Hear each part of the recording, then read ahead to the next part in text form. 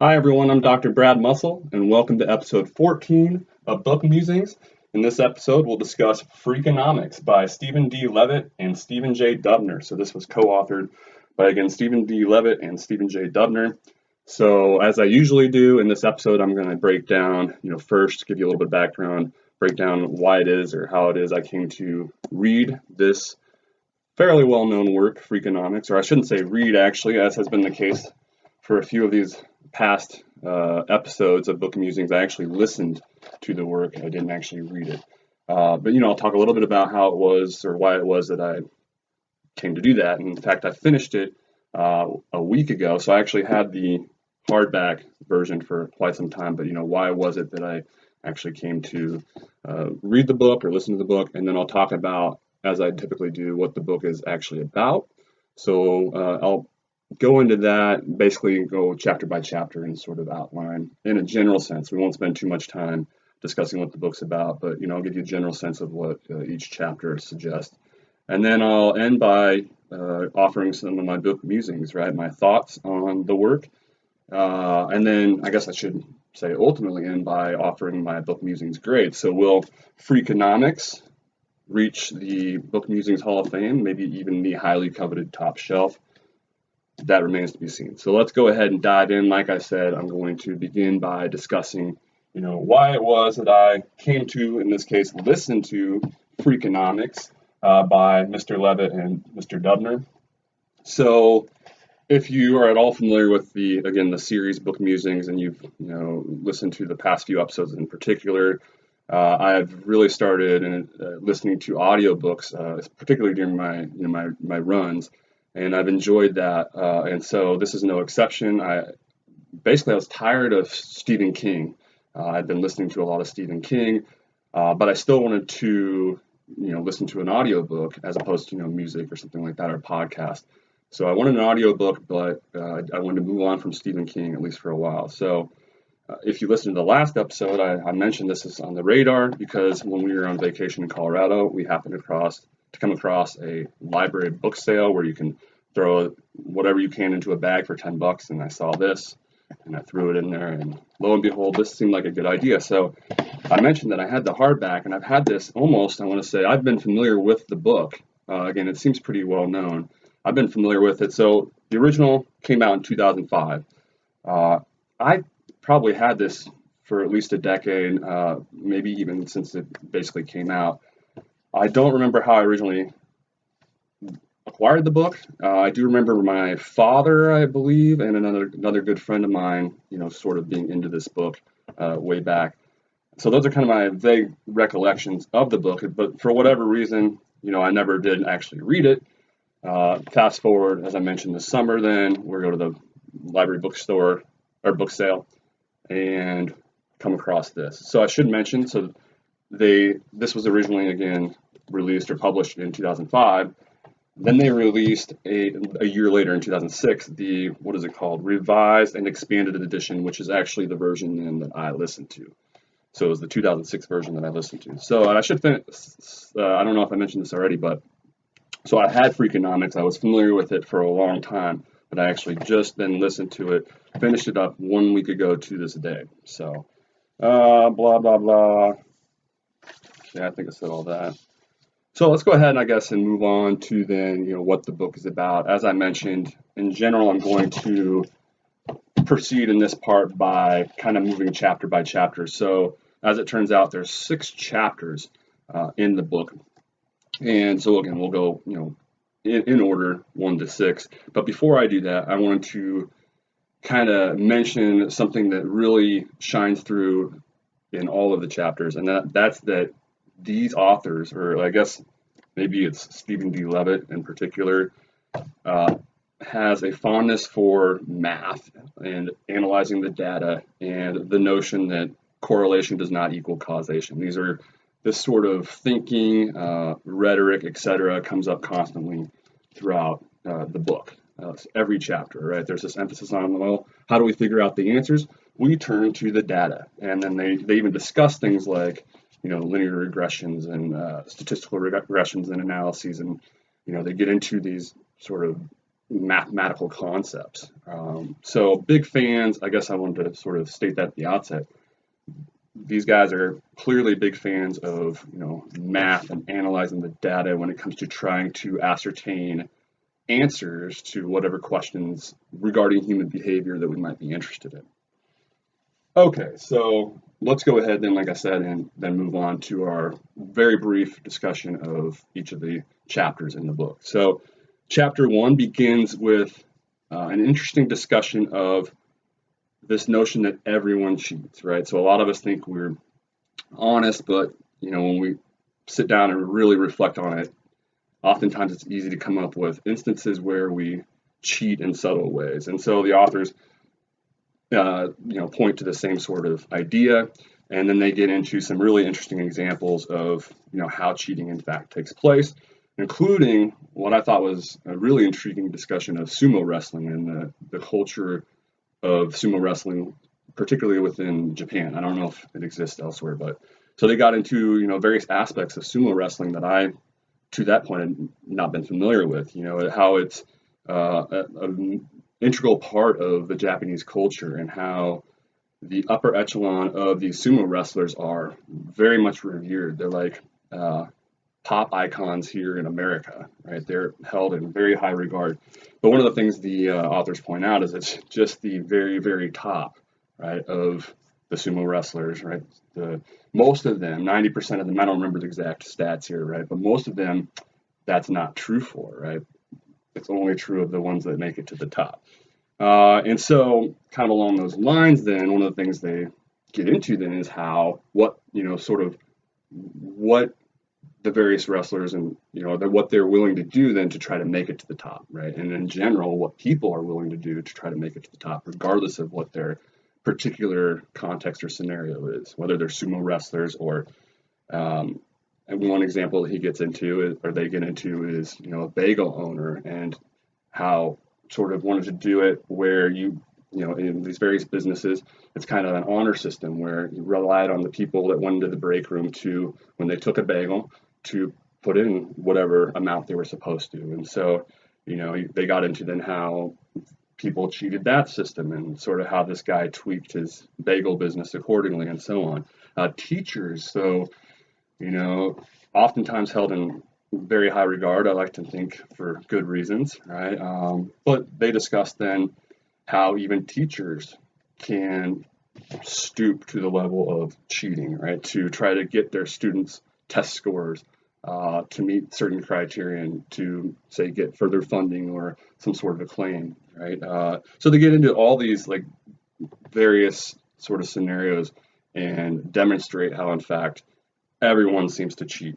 So I mentioned like the one that really stood out to me in particular was like the sumo wrestling. They were all interesting, but this discussion of the sumo wrestling and kind of, again, getting into the culture of the sumo wrestling, and in particular how kind of the tournaments work. And I don't remember exactly what it was, but it was something like at every tournament, the first round begins with sort of 15 matches. Every wrestler has 15 matches, and you have to win, I want to say something like 9 of them to then advance to the next round.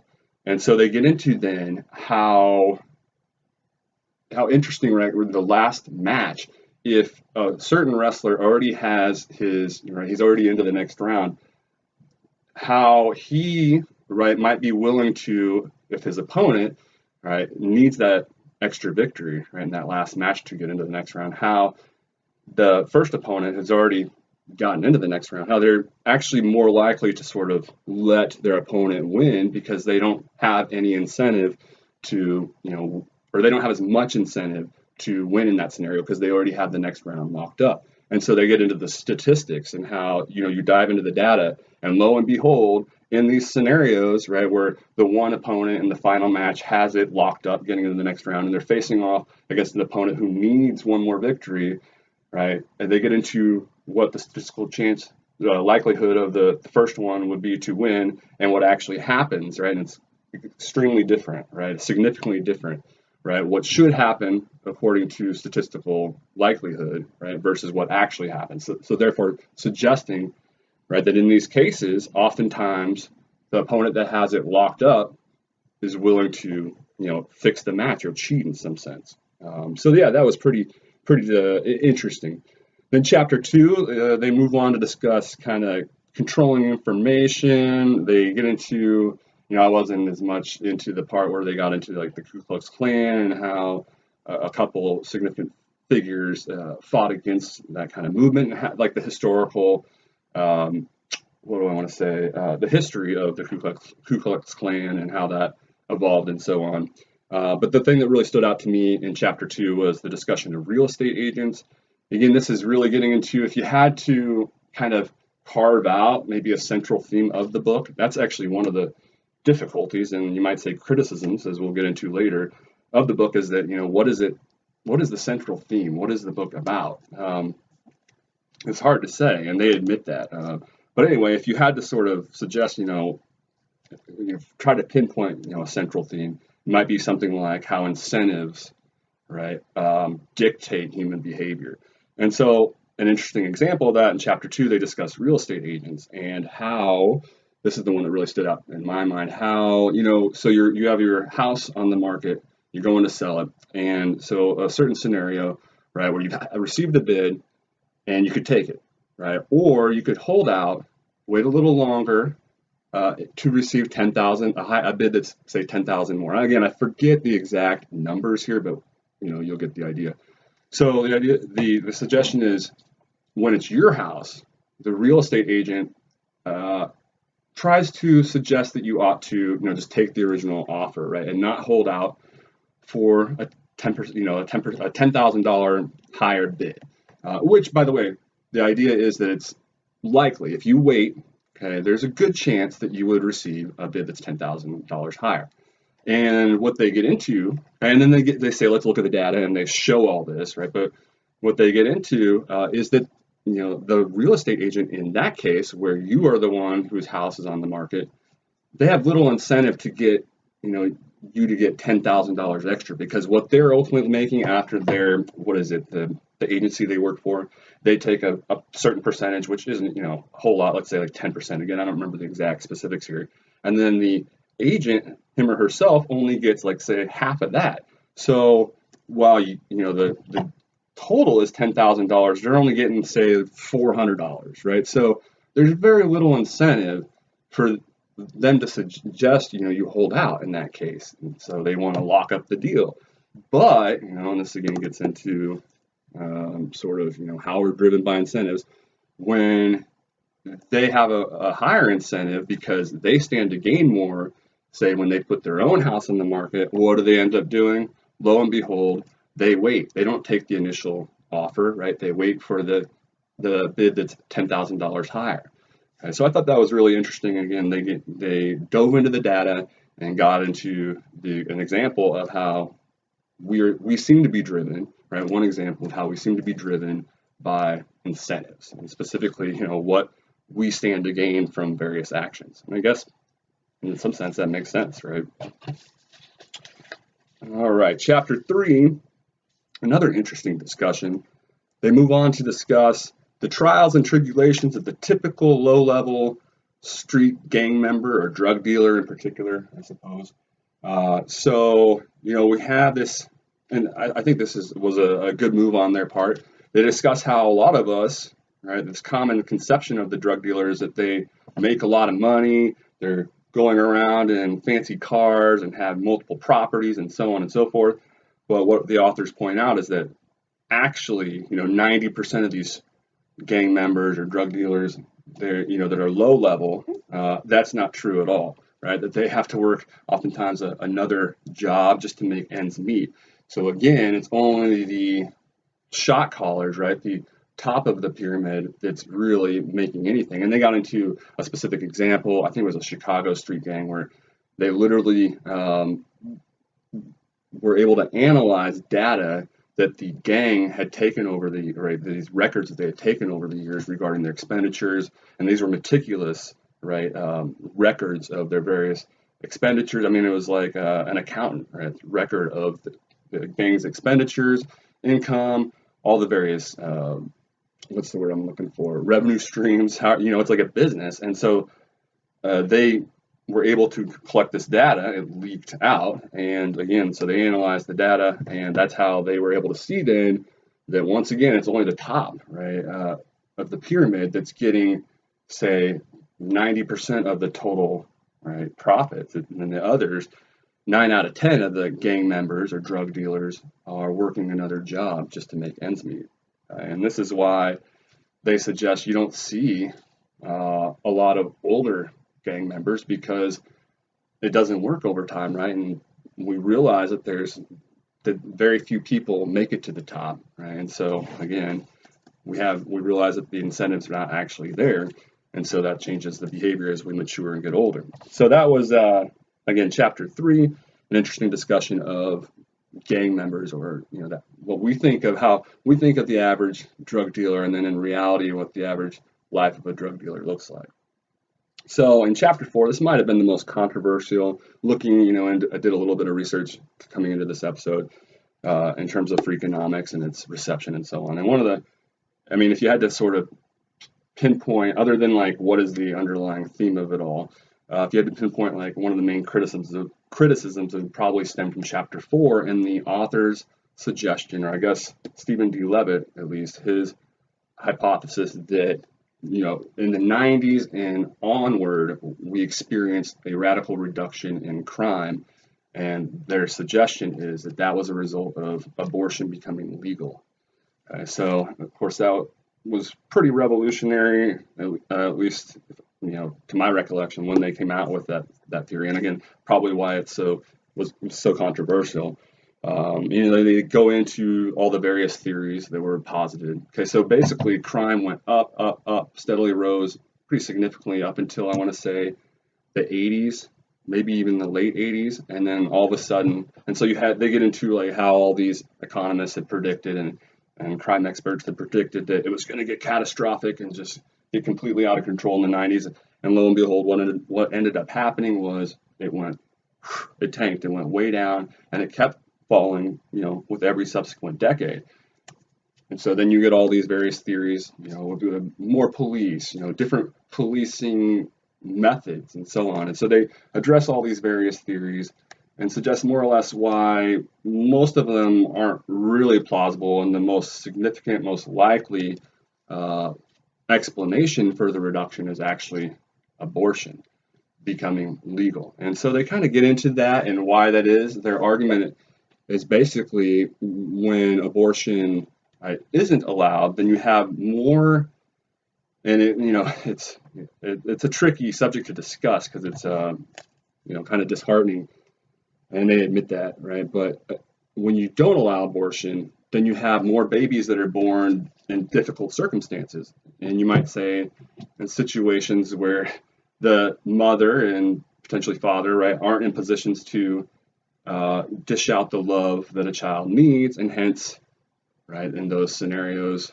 you have kids that are born that end up committing crimes because they don't have the love and devotion and so on. Well, the idea is, the argument it proposes, when you allow abortions in those sorts of situations, well, then you remove the socioeconomic circumstances that are most typical of a criminal, right? Because you remove the children in those scenarios that are the most likely to grow up in poor families, a single mother, et cetera, and those are the true indicators of crime, right? And so, again, the idea is you have less of these babies being born because abortion is allowed, right? And hence you have less of the future criminals being born.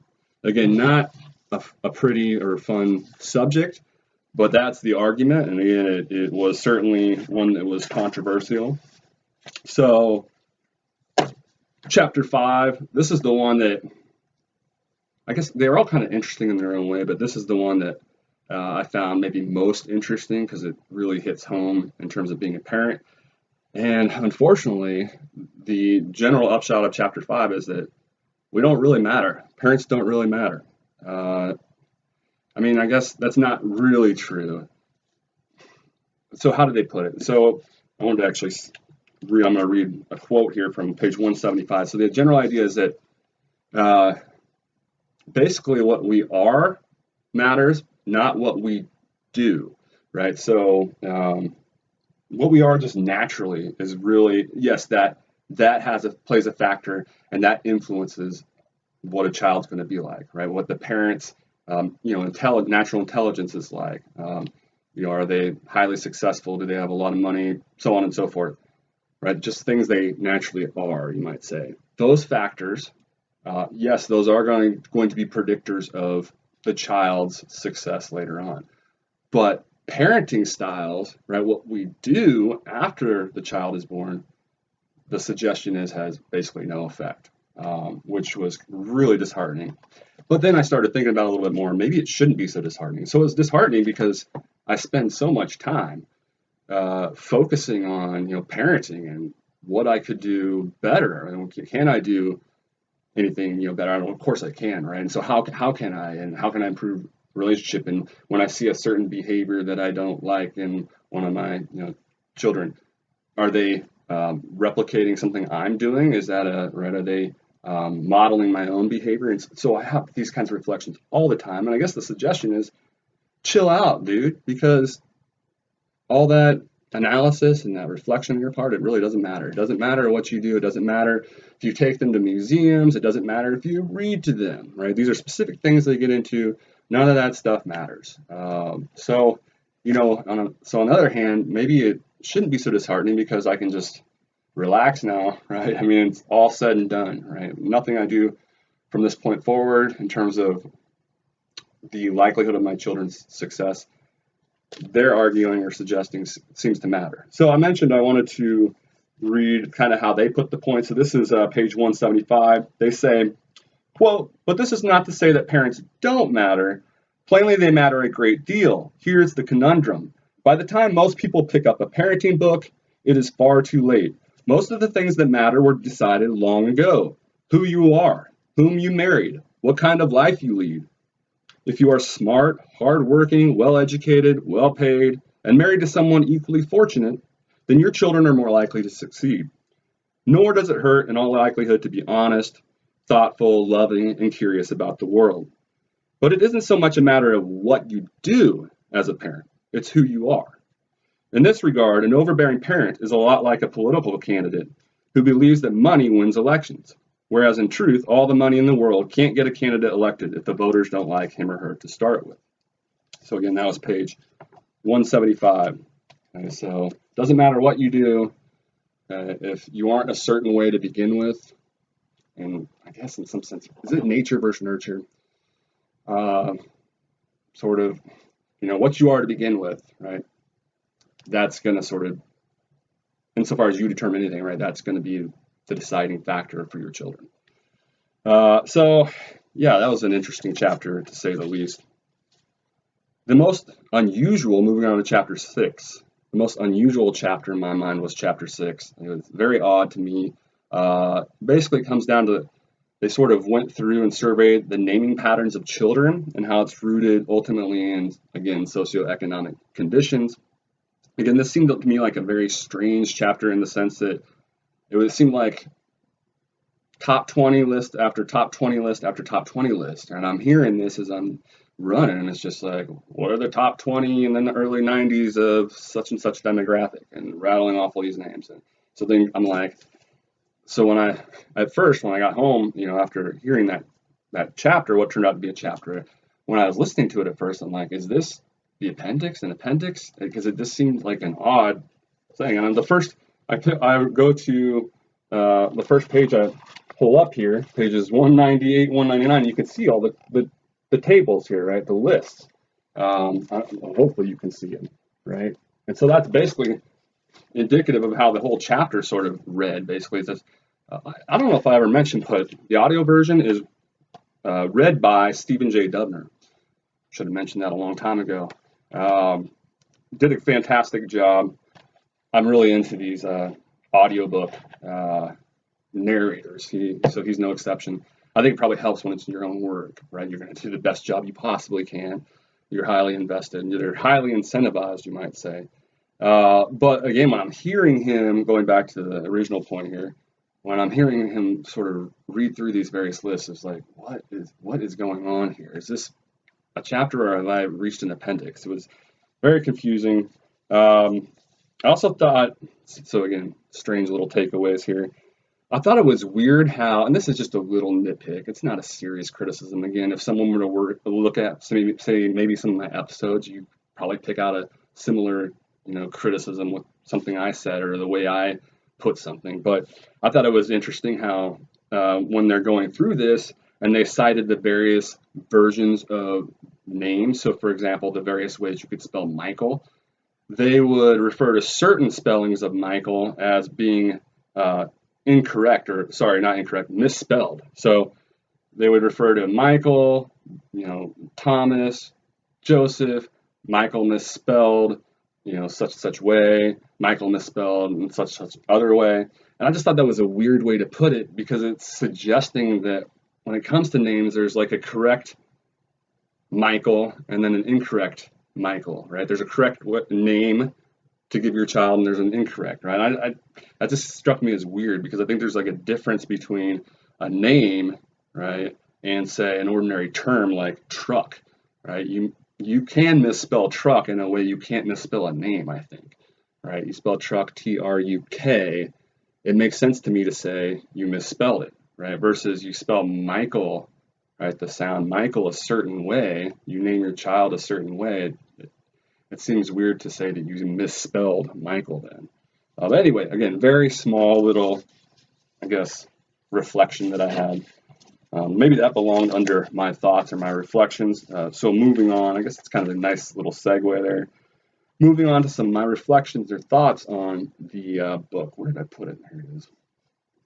I got to say, the first thing that came to mind when I finished was, that's it?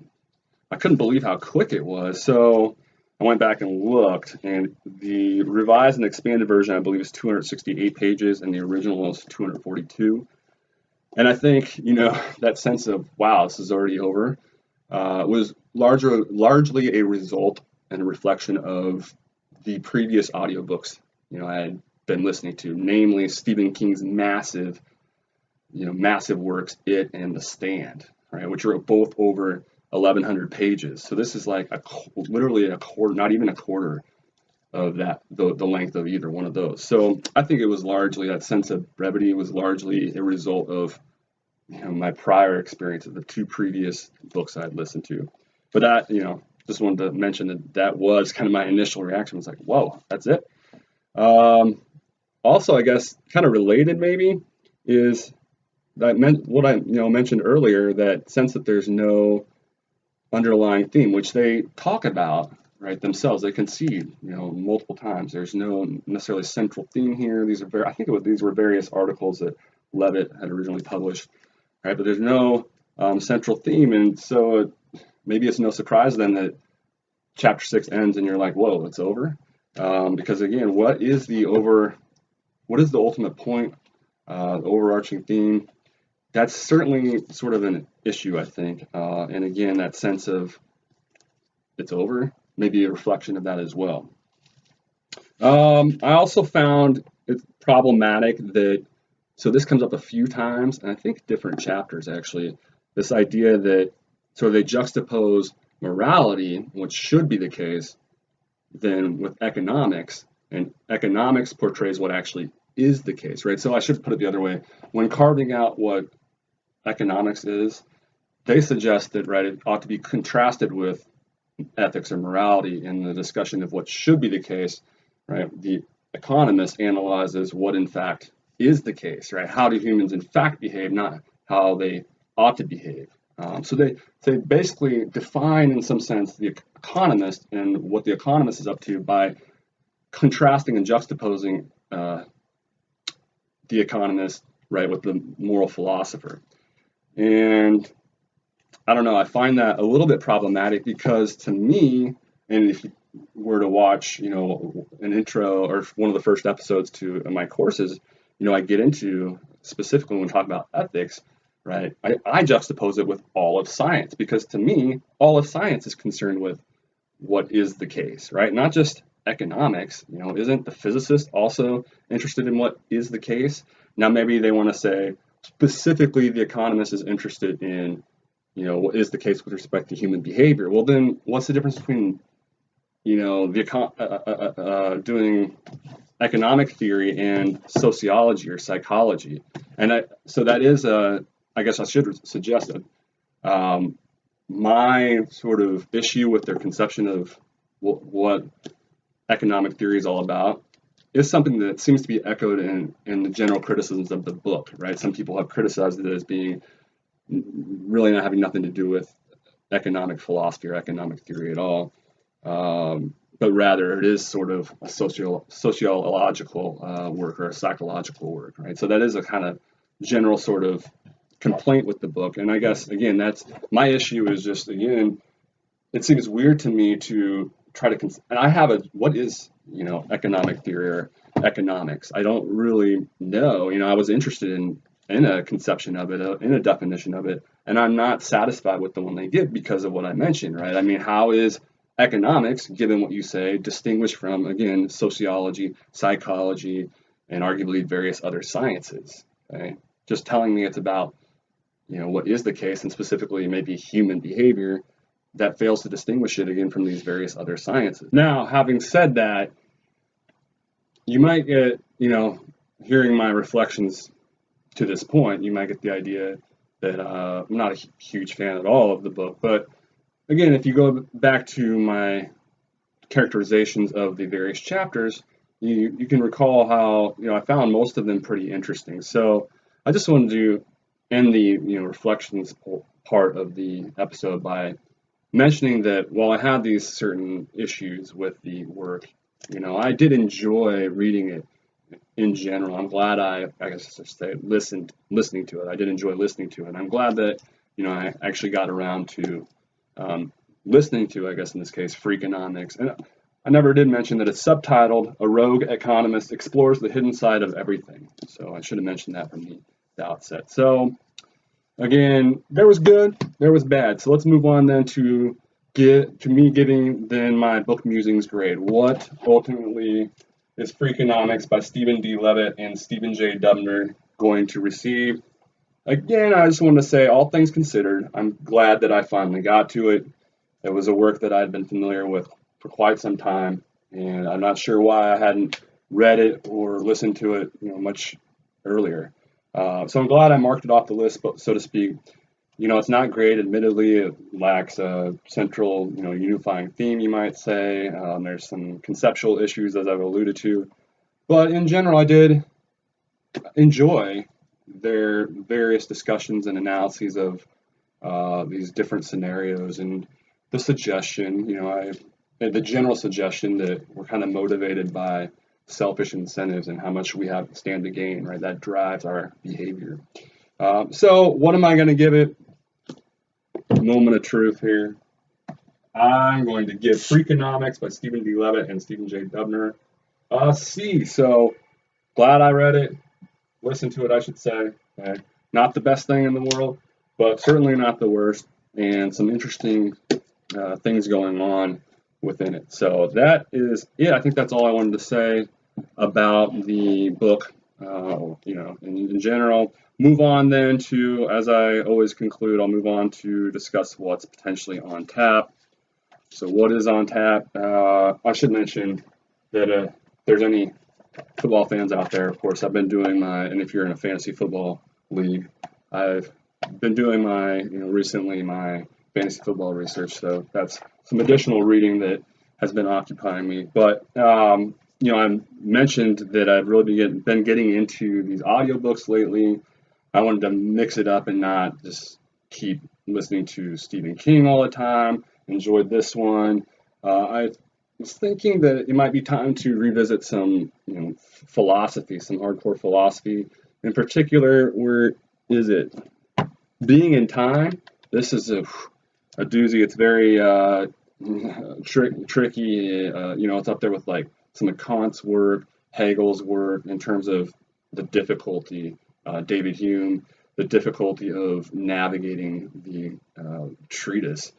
Right, I did take, at least 2 entire semesters worth where we just focused on that particular book, Being in Time. if not even a whole, maybe another class. So there's seminar 1 on it, and then seminar 2 specifically on being in time. And I think I might have even taken another class. But again, that was way back when I was at Boston College. So it's been literally decades. And so I don't know what it was that brought that to mind, but that one in particular, I might be looking into getting an audio version of it and then tackling that on my runs.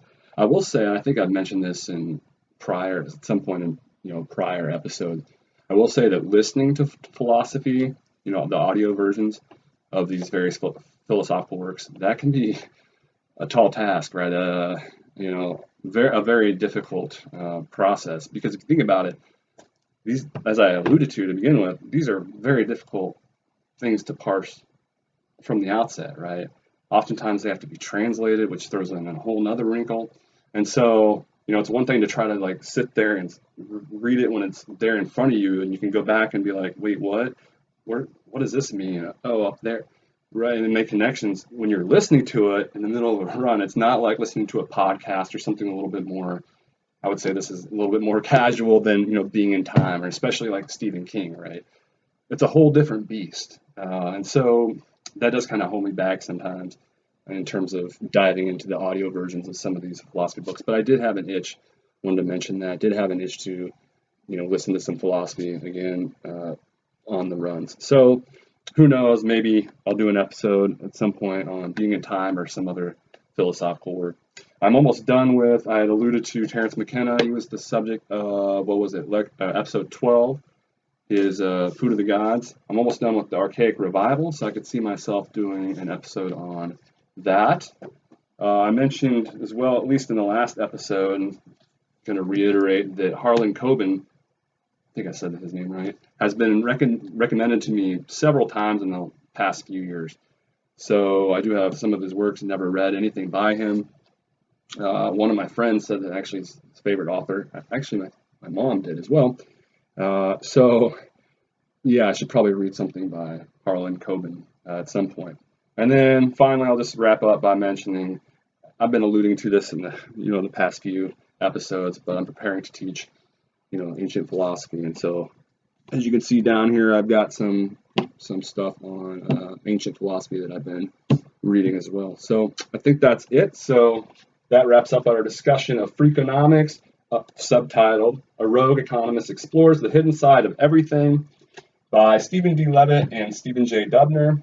Until next time, thank you.